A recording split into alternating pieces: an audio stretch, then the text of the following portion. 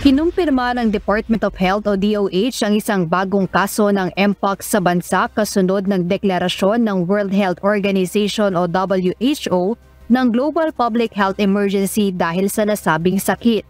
Ayon sa DOH, maaaring makuha ang Mpox sa pamamagitan ng close at intimate contact sa infected na tao. Ngunit nilinaw ni Health Secretary Teodoro Herbosa, hindi na kinakailangan ng quarantine facility para rito. Hindi natin kailangan ng quarantine facility kagaya ng COVID. So ang i-advise ng doktor, mag-isolate sa bahay. Kung hindi naman siya pwedeng mag-isolate sa bahay, pwede naman siyang makonfine sa iba't iba nating ospital for reverse isolation. Hindi lang isolation, wala ring close and intimate contact sa ibang tao. Binigyang diin pa ni Secretary Herbosa na hindi na rin kailangan gumamit ng face mask kontra sa Mpox virus. Bukod dito, aniya maaaring mahawa o maipasa ang Mpox sa paggamit ng mga bagay na pag-aari ng isang infected individual o paghawak mismo sa taong may taglay na virus.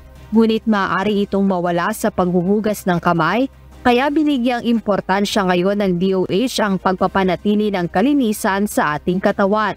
Kailangan actually hand washing ang mas importante. Kung nakahawak kayo ng tao or gamit ng taong may Mpox, so hand washing will kill the bacteria. Basta hindi close contact, keep your distance. Paglilinaw pa ni Health Secretary Herbosa, hindi na rin kailangan ng travel restrictions matapos maitala ang bagong kaso ng Mpox sa Pilipinas nitong Lunes, August 19. Jed Neresina, UNTV News and Rescue. Diyos ang aming sandigan, serbisyo publiko ang aming pinahahalagahan.